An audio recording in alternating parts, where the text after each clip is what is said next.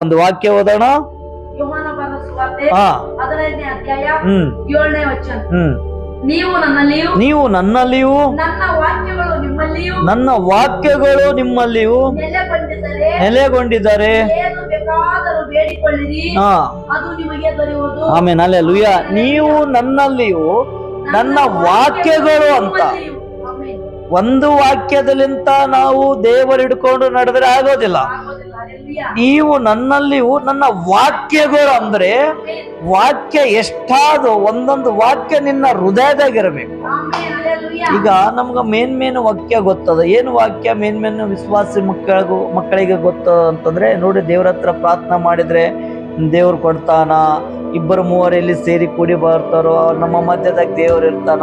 ನಿಮ್ಮಲ್ಲಿ ನಾನು, ನಮ್ಮಲ್ಲಿ ನೀನು, ವಾಕ್ಯ ನೆಲೆಗೊಂಡಿದ್ರೆ ದೇವರು ಏನ್ ಬೇಕಾದ್ರೂ ಕೇಳಂದ್ರ ಕೊಡ್ತಾನ. ಕೆಲವೊಂದು ವಾಕ್ಯಗಳು ದೇವರ ಮಕ್ಕಳಿಗೆ ಗೊತ್ತದ. ಶಮಿಸ್ತಾನ ದೇವರು, ರಕ್ತ ಸುರ್ಸನ ದೇವರು, ದೆವ್ವಗೋಡಿಸ್ತಾನ ದೇವರು, ಪಿಶಾಸಿಗೋಡಿಸ್ತಾನ ದೇವರು, ರೋಗ ಬಿಡಿಸ್ತಾನ ದೇವರಂತ ಕೆಲವೊಂದು ವಾಕ್ಯ ಪೂರ ಅಲ್ಲ, ಅರ್ಧಮರ್ಧ ವಾಕ್ಯಗಳು ಇಟ್ಕೊಂಡ್ ಕೇಸಿ ಪ್ರೇಯರ್ ಮಾಡ್ತಾರ. ಒಂದೆರಡು ವಾಕ್ಯ ಸಲಗ ದೇವರು ನಿನಗೆ ಕರೆದಿಲ್ಲ, ಪೂರ ವಾಕ್ಯಗಳೇ ನಿನ್ನ ಹೃದಯದಾಗಿರಬೇಕು.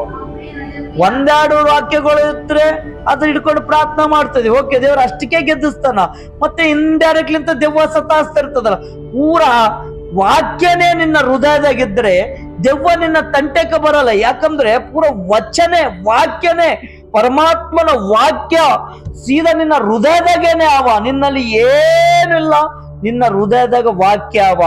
ನಿನ್ನ ತಂಟೆಗ ದೆವ್ವ ಪಿಸಸಿ ಬರೋದಿಲ್ಲ. ಹಲ್ಲೆಲೂಯಾ.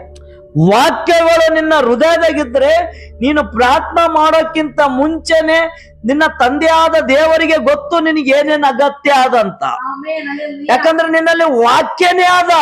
ಆಮೆನ್. ಪೂರ ವಾಕ್ಯಗಳೇ ನಿನ್ನ ಹೃದಯದಾಗ ಆದ. ನಿನಗೆ ಏನೇನು ಅಗತ್ಯ ಅದೋ ನಿನ್ನ ದೇವರಿಗೆ ಗೊತ್ತಾದ.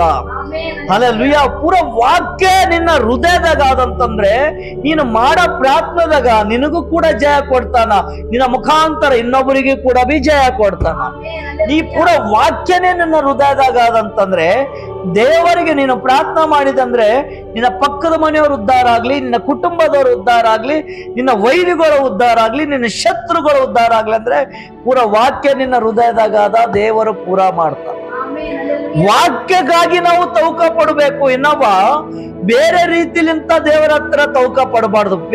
ವಾಕ್ಯ ಬೇಕು. ಉದ್ಧಾರ ಆದ್ಮೇಲೆ ವಾಕ್ಯ ಬೇಕು. ಉದ್ಧಾರ ಆಗಕ್ಕಿಂತ ಮುಂಚೆ ನೀನು ನಿನ್ನ ದೇವರು ನಿನಗಾಗಿ ತೌಕ ಪಡ್ತಾನ.